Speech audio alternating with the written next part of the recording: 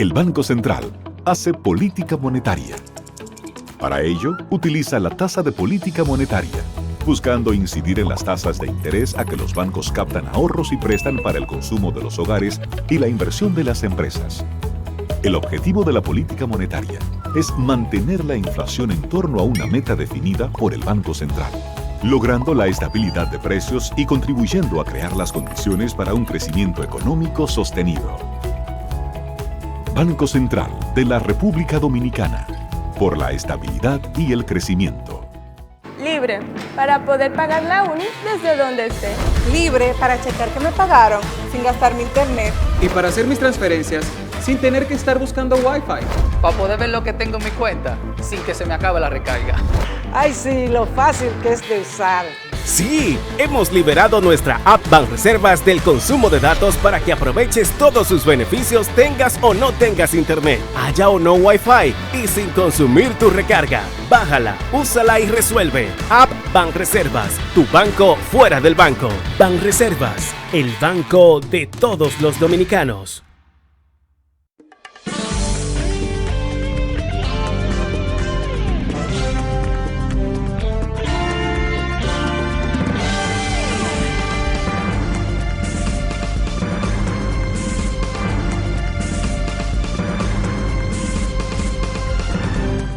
Muy buenas tardes, amables televidentes. Bienvenidos a su cita diaria, crepuscular y nocturna en Teleimpacto, que es al final de la tarde despidiendo el sol y comenzando la noche.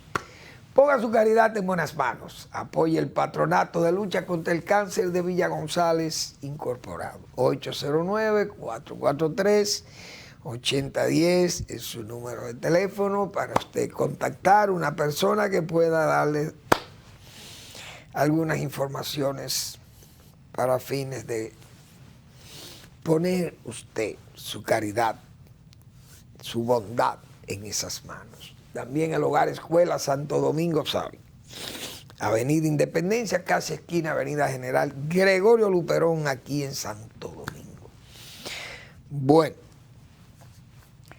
hoy hay que comentar algunas cosas de interés, porque hemos visto unos tweets ahí que llaman la atención. Antes, debo decir que el Banco Central ha anunciado sobre la inflación en el mes de enero. Y fue 1.18, ha sido alta. Hay que ver lo alta que el año pasado, a comienzo de año, veíamos números como cifras como 0.60, 0.68, 0.50, qué sé yo cuánto. Eso era el nivel de inflación por mes. Y cómo los últimos meses ha ido subiendo, 1.18, estamos hablando casi el doble. Entonces, eso ha generado una inflación de 8.73, y eso es alto indiscutiblemente, pero también que tiene una tendencia a seguir subiendo. Ha seguido subiendo el nivel inflacionario porque no hay duda que esos precios del petróleo a $95, 94, 93, eso no es asunto de niño, como se dice. Y entonces un petróleo que de 45, 50 dólares, de un salto a 95, o sea, un salto casi de un 100%, eso es sumamente alto, o más de un 100%. Entonces, eso, luchar con esa inflación no va a ser fácil. Vimos los grupos que se han hecho los mayores aportes a ese nivel inflacionario, entre ellos está viviendas, no hay duda de ello, que son transporte, y alimentos y bebidas no alcohólicas, 1.17, pero la vivienda 3.45. Eso quiere decir que el 75% de la inflación lo han aportado esos renglones del nivel inflacionario. Y de hecho la gente lo vive, lo sabe, porque los precios de los alimentos, los precios de los materiales de construcción, el transporte, todo el mundo sabe que con una gasolina, un combustible, con los precios que tiene eso, no hay duda que se han incrementado los costos, los fletes y todas esas cosas. Es una pena porque eso no es fácil derrotar la inflación. Los bancos, todos los bancos centrales del mundo toman las mismas medidas de restringir la cantidad de dinero. Otros economistas, vi creo que unas declaraciones de la señora Lagarde, del Fondo Monetario Internacional, que ella dice como que no es tan conveniente que se siga achicando tanto el recurso económico, el crédito, porque entonces se crea desempleo y se crean muchos problemas también, tal vez peores. Y la verdad que eso es incómodo para los gobernantes, los que tienen a cargo las políticas económicas de los países del mundo.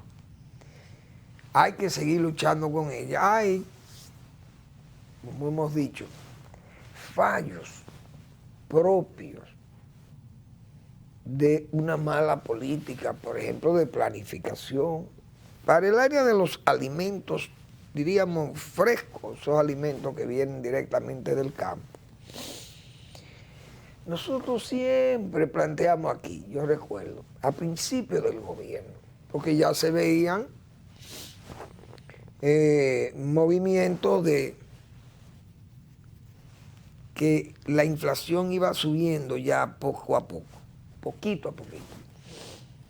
Pero principalmente los alimentos, yo recuerdo que yo pedía, señores, vamos a hacer una evaluación o un estudio de los costos de producción de muchos alimentos de estos, porque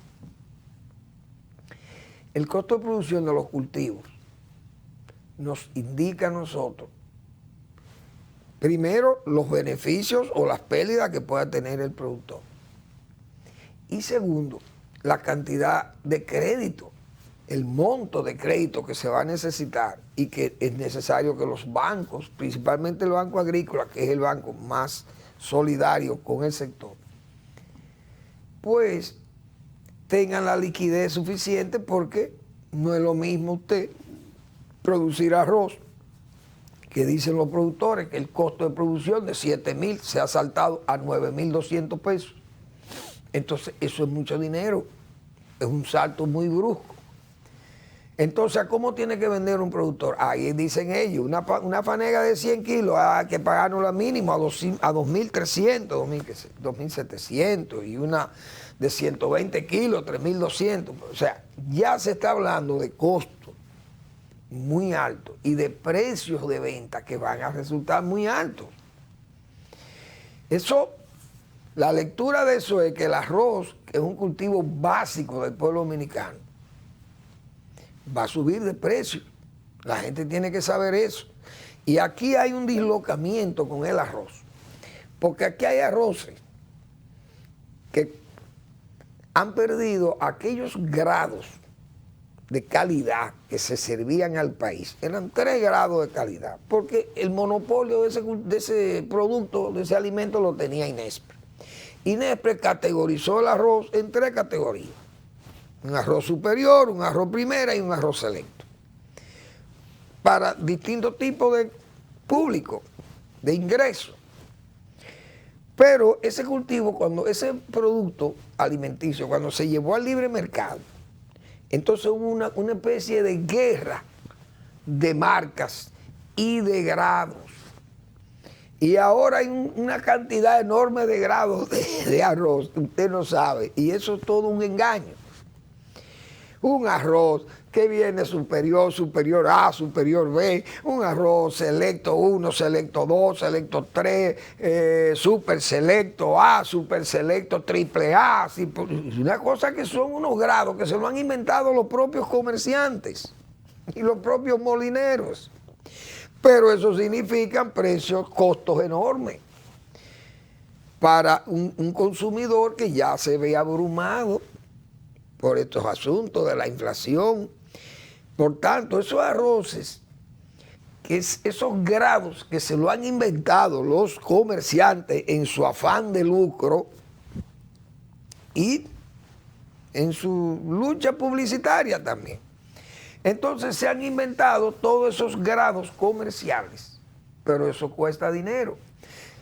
¿Qué hacíamos nosotros en INEPRE? Un grado, por ejemplo, selecto, tenía una clasificación que iba desde un 4%, por ejemplo, de granos quebrados, hasta un 10%. Entonces había un margen. Ahora le dicen a usted que ese arroz es selecto, un 4 con un 4. Pero que es súper selecto, o mejor dicho, es selecto con un 10. Pero que es súper selecto con un 6. Y super triple A, super selecto con un 2%, con un 3%, un 4% de partido. Pero resulta que ahí hay 3 grados. Cuando el arroz lo manejaba INEPRE, habían entonces un grado, porque era un rango de 4 a 10, por poner ese ejemplo. Entonces, por eso se ha dislocado y ahora usted ve la gente, las amas de casa van a los supermercados y no saben, bueno, ven todos los arroces ahí, hay arroces de todos los tipos. Pero eso lo que ha hecho es complicar el costo del arroz. Porque los comerciantes, usureros y dueños de factorías también usureros, se benefician de toda esa categorización antojadiza que han hecho. Eso ha pasado en ese cultivo. Ahora, fíjense el plátano. Tanto que le advertíamos nosotros al gobierno o a las autoridades del sector agropecuario. No hubo plátano cuando el gobierno de don Luis Abinader llegó al poder. Esa es la verdad. Porque el gobierno de Danilo Medina no se ocupó de sembrar ese cultivo. Y entonces las nuevas autoridades llegaron, pero ese cultivo había que esperar 10 o 11 meses para que la producción se reflejara, los esfuerzos de siembra y cosas. Pero ese plátano llegó a niveles de 35 pesos, una unidad de plátano en supermercado, 30 pesos en un supermercado. Eso quiere decir que en un colmado es 40. Las autoridades, en su afán de querer producir y tener un efecto rápido, entonces llenaron el campo de plátano. Y eso trajo como consecuencia un desastre en la producción que yo mostré aquí. Una finca donde se le pasó un bulldozer. Ojalá aparezca por ahí la imagen, que tal vez Eric me podría facilitar esa imagen, que ya tiene un tiempo, pero si la encuentra por ahí, Eric, me hace el favor de ponérmela. Pero yo mostré aquí fincas de plátanos, los productores tumbándola. ¿Por qué? Porque precios ruinosos, 50 centavos, pero la agricultura hizo una evaluación de eso, de los costos de producción, para salvar a esos productores o estabilizar la producción, no dejarlo que fracasaran, como de hecho fracasaron. Ahí yo mostré esas imágenes hace un tiempo, que los que ven con continuidad este programa lo pudieron apreciar. Entonces ya hoy un plátano en ese supermercado ya se elevó de un peso, como se vanagloriaba el gobierno, de decir, estamos vendiendo plátano a peso. Pero usted está vendiendo plátano a peso, un consumidor que se veía abrumado lo está comprando bien y está feliz, pero ¿y el productor? Porque es que tiene que haber un equilibrio. Entonces los productores se fueron muchísimo a la quiebra, tumbaron los platanales, pero ya el plátano vale 17 pesos en el supermercado. Entonces, esas cosas, ese dislocamiento, esa falta de planificación afecta el bolsillo del consumidor. Y la inflación entonces tiende a verse más dañina todavía, pero no ha habido un buen manejo. Es decir, hay renglones que dentro de un periodo inflacionario se pueden conseguir a precios más o menos adecuados, pero tiene que haber una buena planificación del cultivo. Pero esas son las autoridades elogiadas que tenemos y no sabemos cómo las cosas van probablemente a terminar. Me llamó la atención también las pensiones que otorgara el gobierno. Uno no quiere estar continuamente haciendo crítica de esas cosas. Que son necesarias pensiones para choferes. Bueno, pero es que los choferes, ¿por qué darle una pensión a los choferes? Porque son pobres. Bueno, ¿cuántos millones de pobres tenemos? Porque el medio de sustentación de ellos es un medio frágil, mal servicio, inseguro Y además, incómodo para la ciudad, contaminador, peligroso. En resumen, mejorar ese sector no significa que haya que pensionar a los choferes, pero nadie puede negarle la facultad que tiene el presidente de otorgar pensiones especiales. Ahora, lo que yo he venido diciendo aquí, ¿cómo es posible que el gobierno siga pensionando? Hayan 41 infelices, gente muy pobre, choferes. Porque salieron de ese corredor, de ese tramo de calle de la Chuchi, donde ellos daban servicio ahí, que entonces para ocuparlo, autobuses no del gobierno, sino autobuses privados, porque los autobuses privados fue lo que debieron captar, o los empresarios privados captar esos choferes.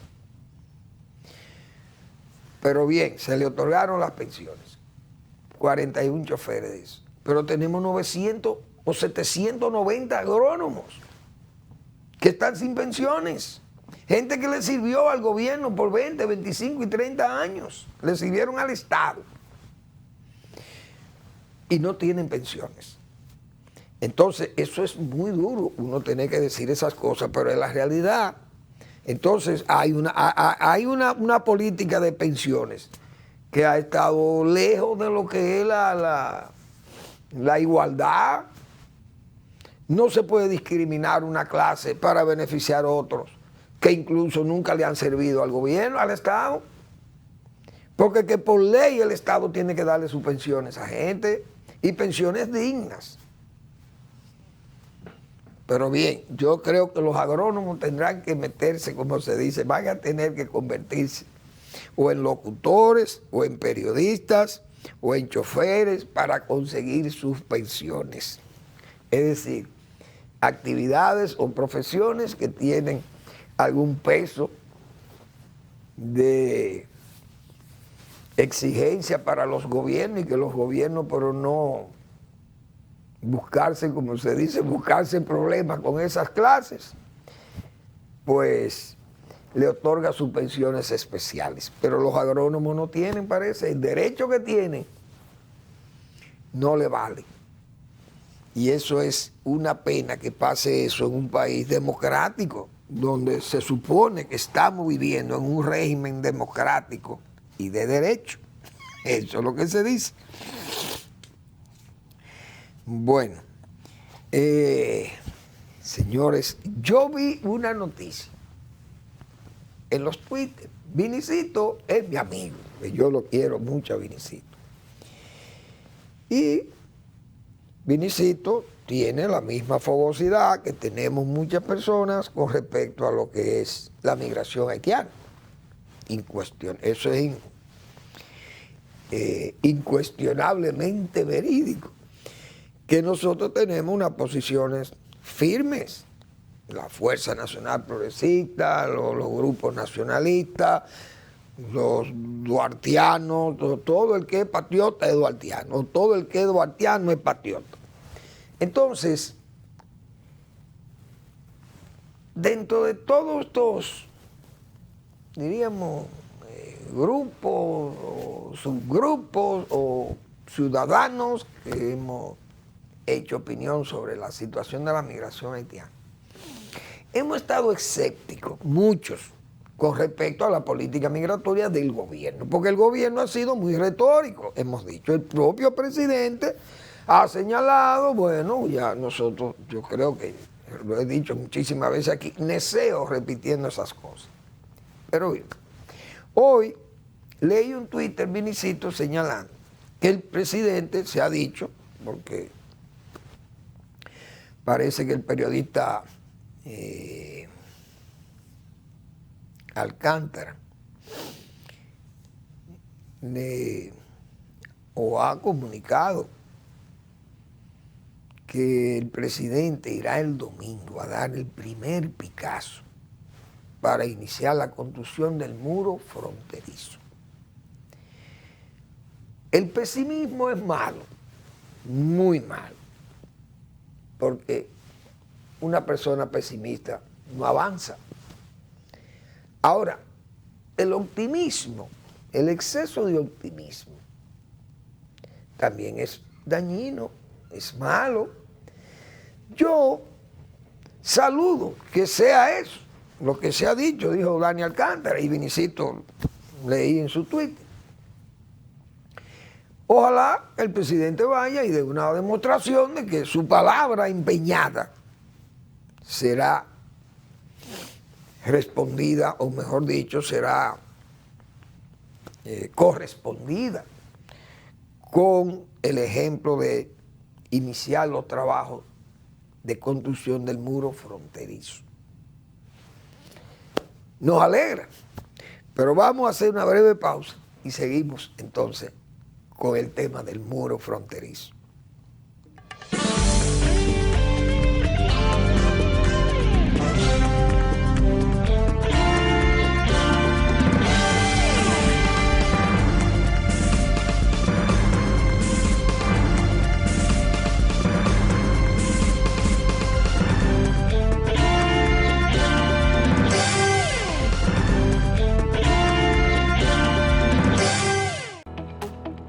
El Banco Central hace política monetaria.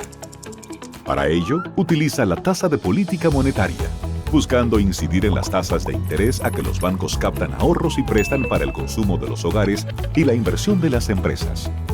El objetivo de la política monetaria es mantener la inflación en torno a una meta definida por el Banco Central, logrando la estabilidad de precios y contribuyendo a crear las condiciones para un crecimiento económico sostenido.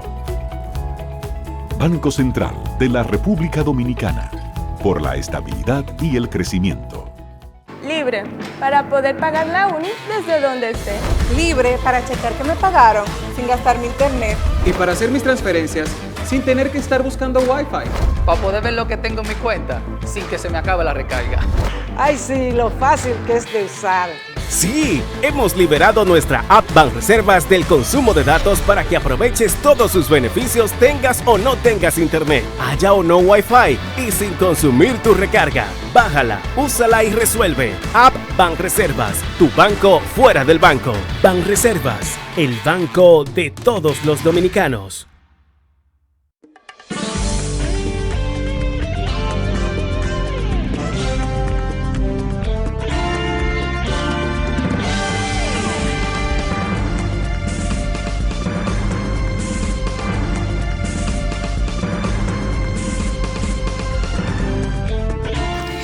Bueno, ese muro fronterizo, nosotros hemos dicho aquí muchas veces, he repetido la expresión de Séneca el Viejo, que Séneca dijo: el camino por los preceptos es largo, breve y eficaz por los ejemplos. Esa es una expresión, diríamos, muy vieja, pero también el Nazareno, Jesucristo, también señaló que por tus frutos los conoceréis, por sus frutos los conoceréis. Pero yo le voy a poner una paráfrasis a esa expresión del Señor Jesucristo. Por las ramas se conoce el árbol, se ha señalado.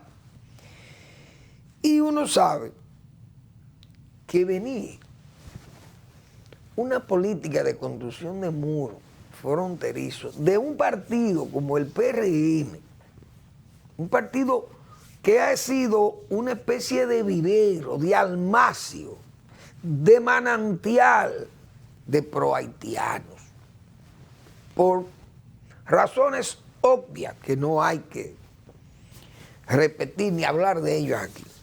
Es una obviedad hablar de eso aquí, pero eso lo conocemos. El presidente, que hizo unos nombramientos de los principales cabecillas de ese movimiento pro-haitiano, que lo hicieron a la franca, quizás estimulado, o más que quizás estimulado por ONGs, por grupos extranjeros de presión, organismos, etcétera, o grupos que financian esas ONGs, para abrirle espacio a esa inmigración haitiana y a esa regularización de haitianos y las denuncias de que nosotros generábamos apatridia, que por los haitianos ser negros los despreciábamos y que nosotros somos negros igualitos que los haitianos y todo aquello. Y hay que ver lo que se montó con el señor Huiné, que lo hemos señalado muchas veces aquí. Y aquellas intromisiones del señor Almagro y su grupo de charlatanes que están en la OEA y que venían aquí, gente de Naciones Unidas, a presionar al propio Palacio Nacional. Yo, que no quiero ser pesimista, repito, cuando el presidente nombró todos esos equipos, comenzando por su embajador en España, el ministro de Relaciones Exteriores, gente confesa, pro-haitianas, confesas. Pero no es solamente pro-haitianos, porque pro-haitianos hasta somos nosotros, que queremos que Haití progrese y que Haití lo ayuden, las naciones poderosas del área o del mundo que quieran contribuir con los haitianos, y pedimos que vayan y lo ayuden a salir a camino de todas esas bandas de delincuentes. Pero nosotros somos pro-haitianos en ese aspecto.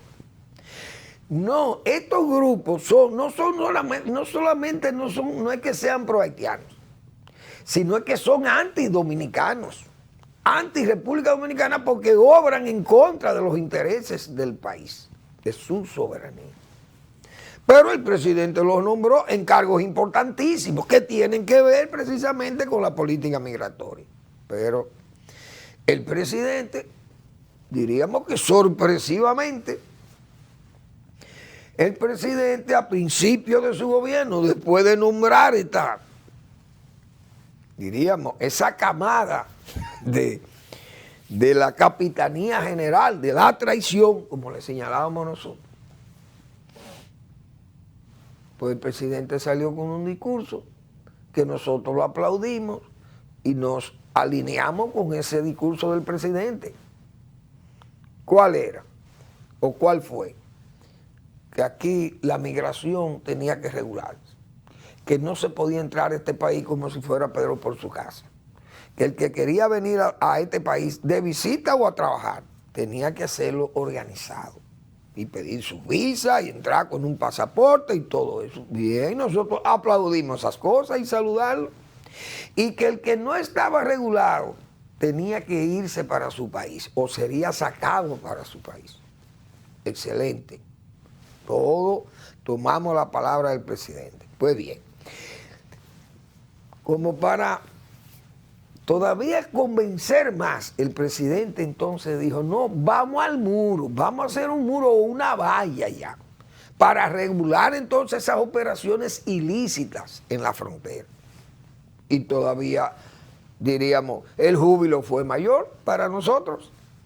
¿Por qué? Porque hemos estado pidiendo eso a grito, sin tener que hacer una apología de que el muro es antinegro, decíamos, un telón allí antinegro, un muro sociológico. Nosotros no queremos problemas con gente de color, porque nosotros somos blancos, rubios, arios. El muro no es para eso, no es un muro psicológico, como quien dice, miren, para que ni siquiera ustedes nos vean ni nosotros a ustedes. No es ese muro, es un muro para regular las operaciones de frontera y controlar los ilícitos, léase, el contrabando de armas y todas esas cosas, y mercancías, y de tráfico de gente y de todo que hay en esa frontera, y que eso es un verdadero caos, donde el Ejército Nacional no ha podido poner control de eso ahí.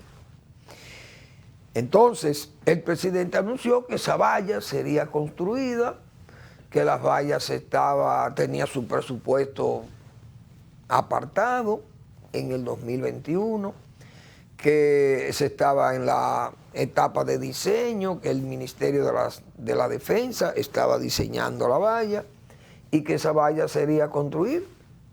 Pero eso se quedó como en un limbo. O no tal vez en un limbo, como si fuera en latencia ahí. Como que está vivo, pero que eso está frío. Algo así. Pero de repente, hoy hemos leído este Twitter de Vinicito señalando que Dani Alcántara ha referido que el presidente va el domingo a dar el primer Picasso. Pues muy bien. Yo que mencioné a Séneca, porque dije lo de Séneca, porque es que los discursos, la retórica, no sé si el presidente, dentro de sus planes de frontera, veo también que anunció que el 911 va para la frontera. Y esas cosas uno como que, es que ponen a pensar, ¿cómo será que el gobierno va a poder cumplir con eso? El 911 es una de las instituciones que anda mal, se ha señalado, porque yo tampoco no he pedido el servicio de ella, pero mucha gente ha pedido el servicio, ha necesitado el servicio 911 y se quedan. Y en el interior se están quejando, que se muere la gente y no llegan a tiempo, y que se pasan 40 minutos haciéndole preguntas a la gente, mientras tanto la gente yace allí en el suelo, envuelto en la sangre que derraman producto de un accidente y la persona se muere.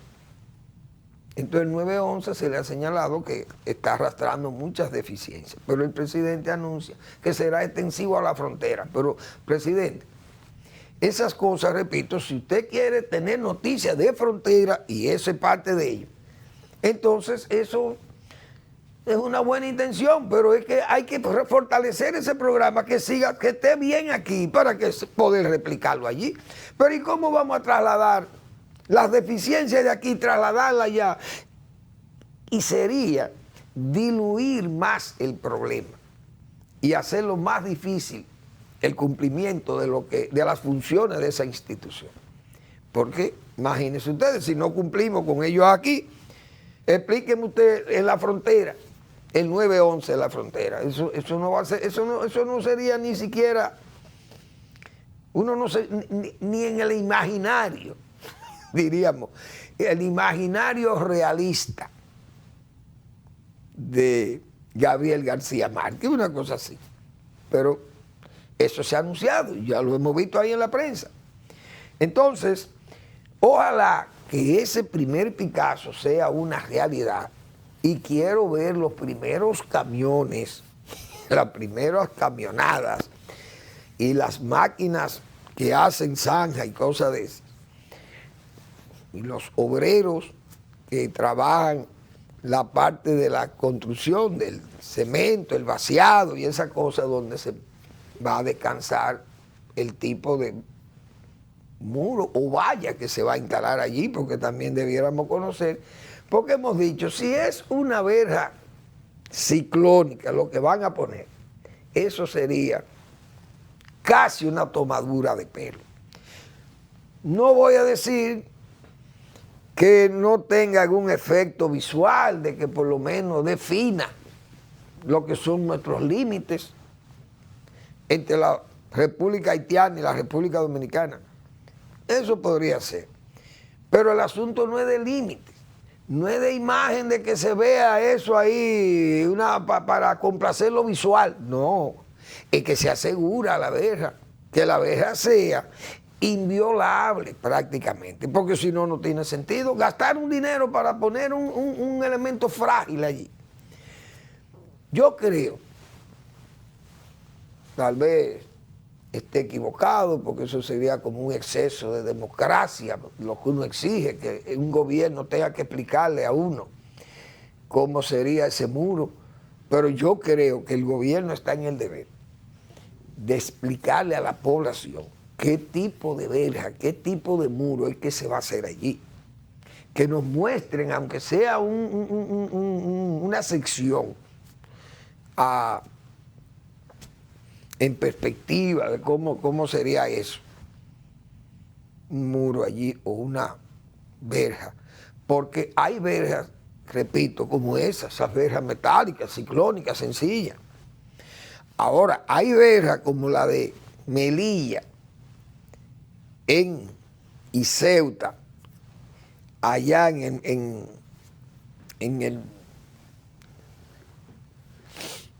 el norte africano, esas dos ciudades que tiene España, en el norte africano, entre Argelia y, no sé,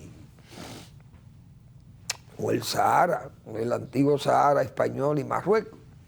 Entonces, esa verja es una verja fuerte, cerrada, bien potente y con una serie de chapas metálicas que son cortantes, y eso es el que trata de cruzar esa verja, despedazado prácticamente que queda, porque ahí viene mucha gente desesperada del Sub-Sahara, gente del África profunda que vienen a Europa, quieren llegar a Europa y se lanzan a cruzar esa verja, saltarse esa verja, y eso es despedazado que quedan esos muchachos prácticamente allí.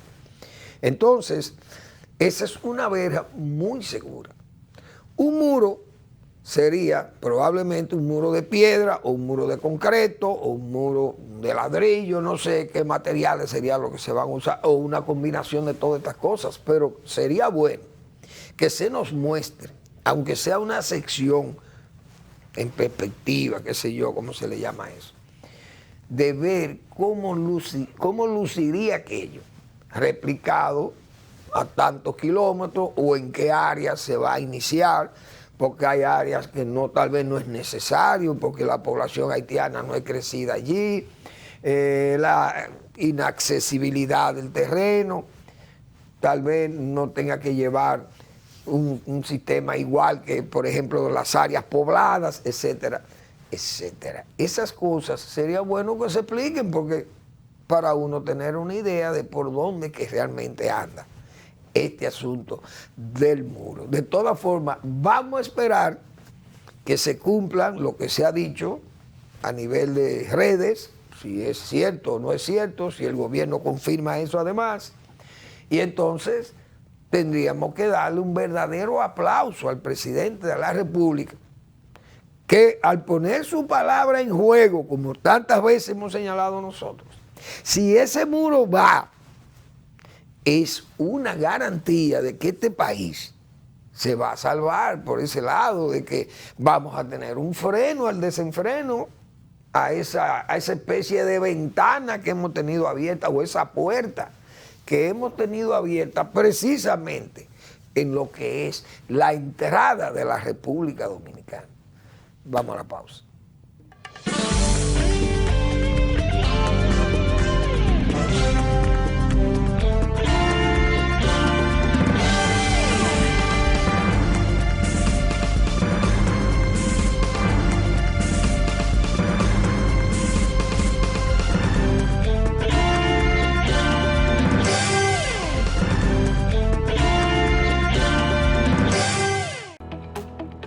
El Banco Central hace política monetaria. Para ello, utiliza la tasa de política monetaria, buscando incidir en las tasas de interés a que los bancos captan ahorros y prestan para el consumo de los hogares y la inversión de las empresas. El objetivo de la política monetaria es mantener la inflación en torno a una meta definida por el Banco Central, logrando la estabilidad de precios y contribuyendo a crear las condiciones para un crecimiento económico sostenido. Banco Central de la República Dominicana, por la estabilidad y el crecimiento. Libre, para poder pagar la uni desde donde esté. Libre para checar que me pagaron sin gastar mi internet. Y para hacer mis transferencias sin tener que estar buscando Wi-Fi. Para poder ver lo que tengo en mi cuenta sin que se me acabe la recarga. Ay, sí, lo fácil que es de usar. Sí, hemos liberado nuestra app Banreservas del consumo de datos para que aproveches todos sus beneficios, tengas o no tengas internet, haya o no Wi-Fi y sin consumir tu recarga. Bájala, úsala y resuelve. App Banreservas, tu banco fuera del banco. Banreservas, el banco de todos los dominicanos.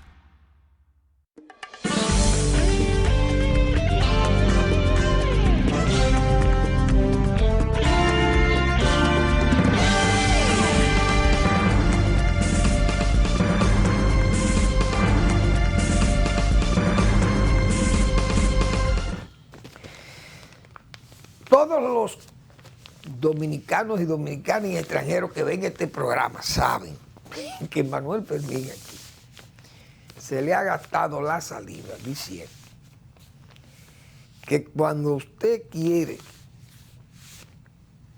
acabar con un problema serio que causa muchas dificultades a un gobierno, a una sociedad, hay que enfrentar esos problemas con la dureza que sea, más cuando se trata del Estado, porque el Estado tiene el deber de proteger a los ciudadanos y tiene el monopolio del poder, lo tiene el Estado. Es decir, nadie, ningún grupo, por poderoso, político, económico, lo que fuere, o bandolero, o bandoleril, puede darse el lujo de sustituir al Estado o de emparejarse con el Estado en el monopolio de las armas o de la autoridad, del poder, del orden, etcétera, etcétera. Eso hay que corregirlo porque los gobiernos, para eso que se eligen los gobiernos y para eso rigen los estados y todo esto, para proteger al ciudadano. Y al crimen, castigar el crimen. ¿Qué nosotros hemos dicho? Señores, si las autoridades se dedicaran a allanar barrios, viviendas, ciudades de este país, van a encontrar muchísimas diabluras. ¿Por qué? Porque todas esas armas que usa el crimen y todo este tigrismo que anda asaltando gente y mujeres y haciendo de todo, y gente matando mujeres y asesinando familias completas y todo este desorden, son todas estas armas ilegales. Es que el ilícito está en las viviendas de los psicópatas, de los delincuentes, y todo esto, señores, tiene que corregirse.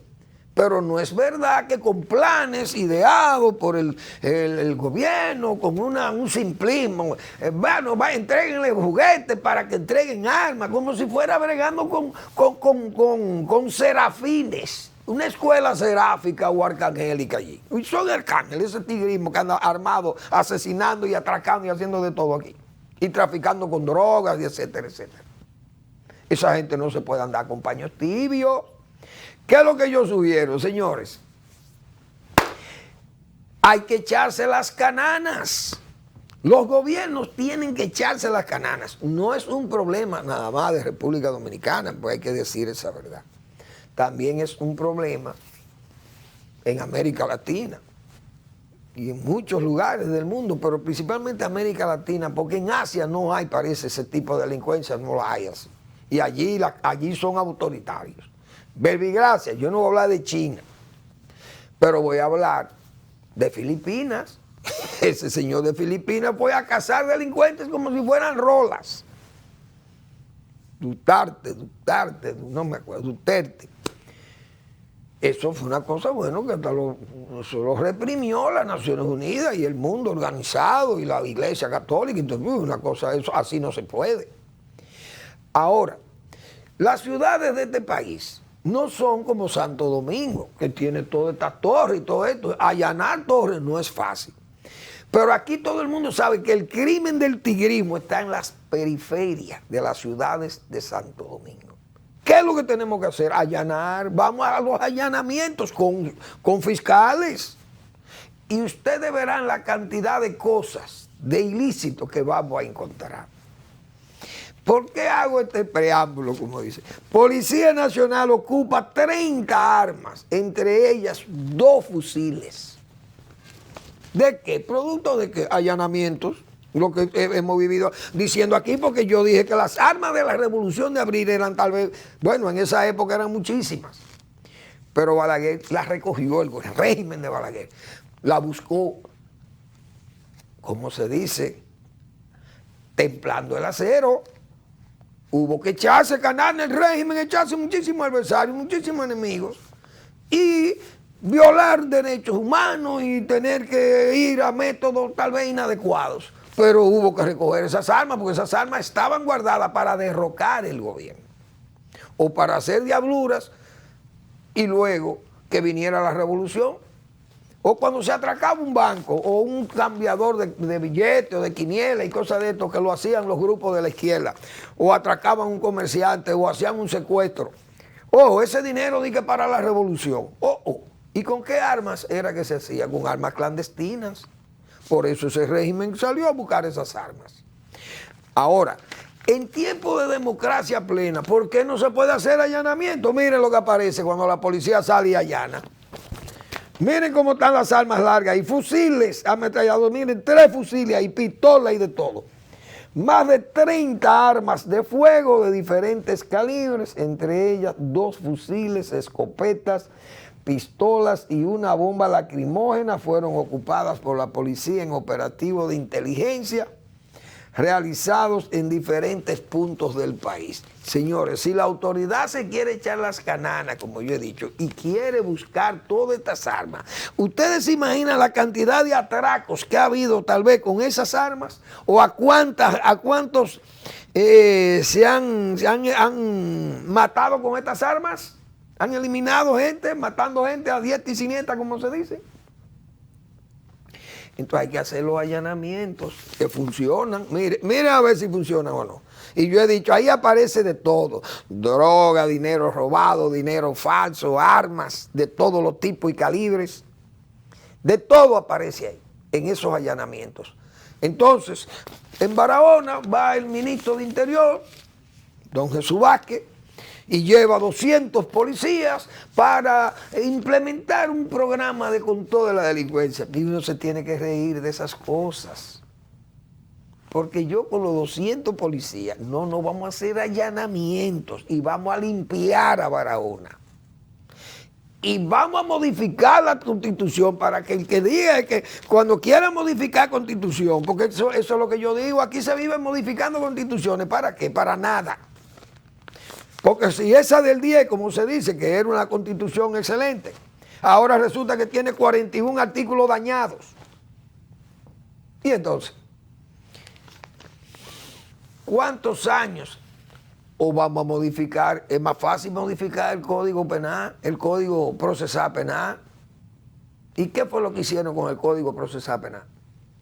¿Que hicieron un código para delincuentes? ¿Quiénes lo hicieron? Los independientes.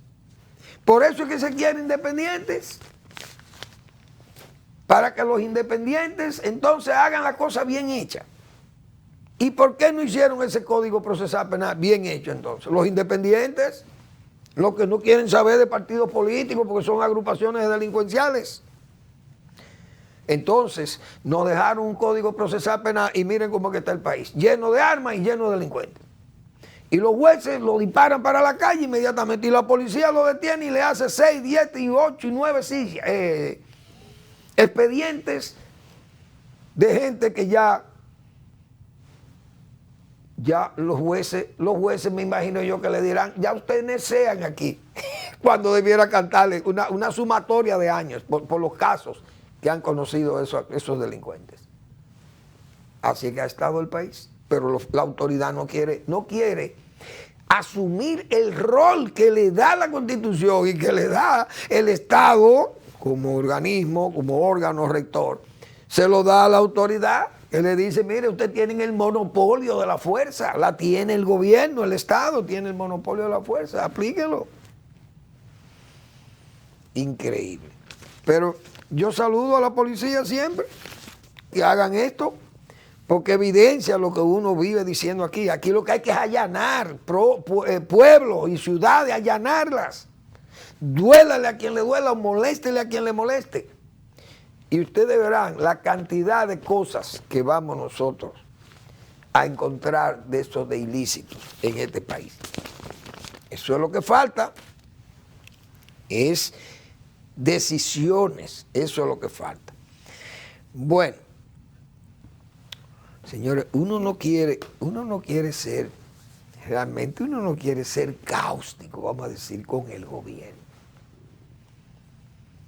Con cosas que pasan y que han pasado, porque cada día se van sumando decisiones, errores. Ha sido muy errática la administración del presidente Abinader, que uno No sabíamos porque lo habíamos advertido de que la misma bisoñez, la inexperiencia de mucha gente, iba a cometer muchos errores, iba a tener que ir hacia atrás de nuevo y recoger y volver. Esa última decisión de la Dirección General de Impuestos Internos, que crea un problema, entonces crearon un ambiente con los médicos, principalmente los médicos que tienen varias funciones o varios sueldos, porque los médicos están a veces en 2 instituciones de servicio médico que pueden ser independientes, bueno, que son generalmente independientes, como era el caso de Seguro Social y Salud Pública. Entonces, además de eso, tiene el ejercicio privado. Todos los médicos tienen una serie de ingresos, de cosas de esto. Entonces, grabarle eso, bueno, se sintieron como afectados, pero también hay muchos profesionales que, como los médicos, pagan sus impuestos. Ahora, la Dirección General de Impuestos Internos reculó. Entonces, el gobierno, cuando le sacan los colmillos, el gobierno se recula. Entonces, así ha ido pasando con muchísimas decisiones que ya hemos visto. Se vio con las reformas aquellas, reforma fiscal, la reforma tributaria, en todos los casos que se le han citado, el fideicomiso y todas estas cosas, esos contratos. Y se ha quedado la autoridad luce débil. Entonces, las promesas que se han hecho, eso mismo que yo he llamado de gobierno coloquial y todo aquello, han hecho que el gobierno se haya como distraído y no se enfoca o no se ha enfocado en grandes obras o una obra que pudiera marcar, por ejemplo, el interés o la esperanza de que los grandes proyectos el gobierno puede tener la capacidad de terminarlos. 17 meses, 18 meses, qué sé yo, 17 o 18 meses, viene una rendición de cuentas el 27 de febrero. Y muchos dominicanos, entre ellos yo me incluyo también, estoy esperando a ver cuáles serán aquellas obras que podrá exhibir el gobierno del presidente Abinader, que de hecho están iniciadas, porque se han iniciado algunas obras ahí importantes, como esa del transporte, de los metros y teleféricos y esas cosas.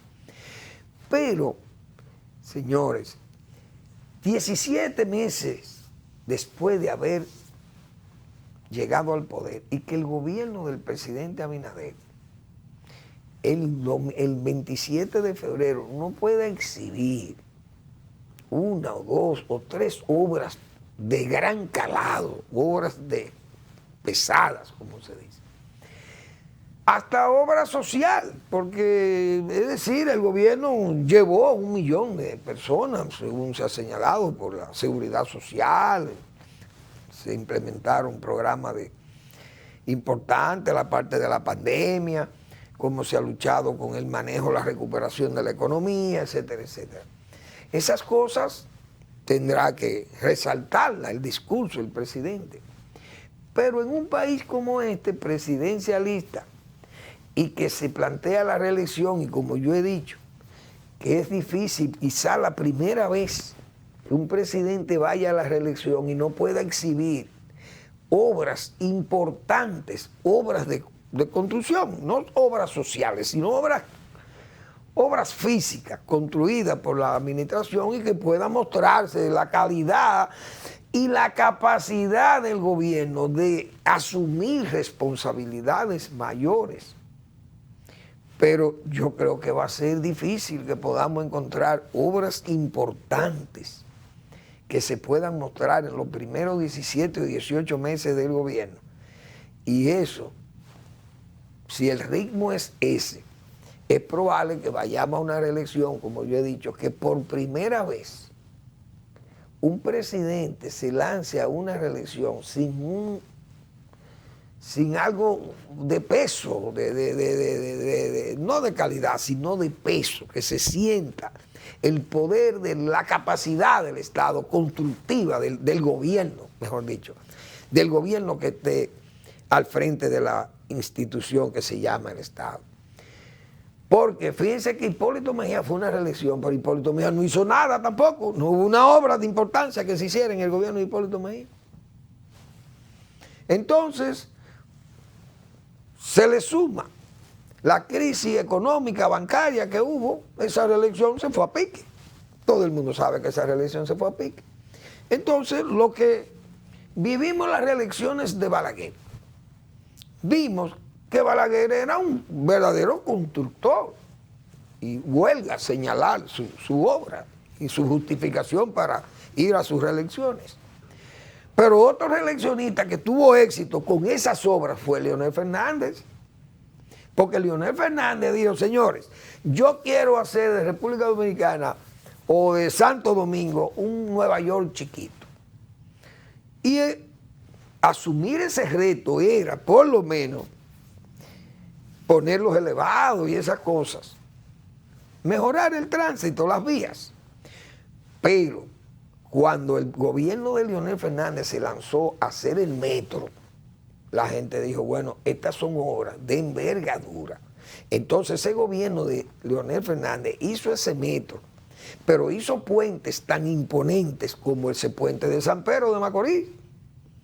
Hizo el puente Juan Bosch, aquí, ahí en Santo Domingo, que aunque con préstamos, es verdad, pero tomaron la decisión de hacer esas obras y de emprender una serie de obras públicas que realmente fueron demostrativas de que había una capacidad de enfrentar con éxito retos grandes del país, la Plaza de la Cultura, la Plaza de la Salud, la plaza de allá de Villamella, o sea, el Hospital Calvente, el Hospital Juan Bosch, etcétera, etcétera. Es decir, el gobierno mostró obras importantes, obras reclamadas incluso, y obras planeadas por ese gobierno.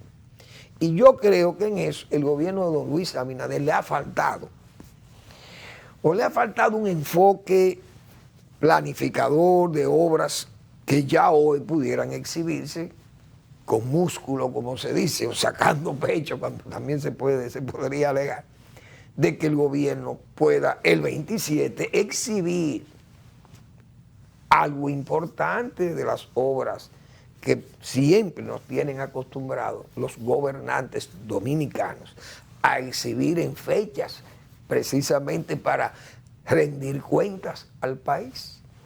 De todas formas vamos a esperar, porque es posible que yo no tenga ahora en mi mente todas las acciones que el gobierno ha realizado en 17 o 18 meses y no pueda yo hacer una buena evaluación de ello. Gracias por su atención, nos vemos mañana en otra entrega de Al Final de la Tarde, despidiendo el sol y comenzando la noche.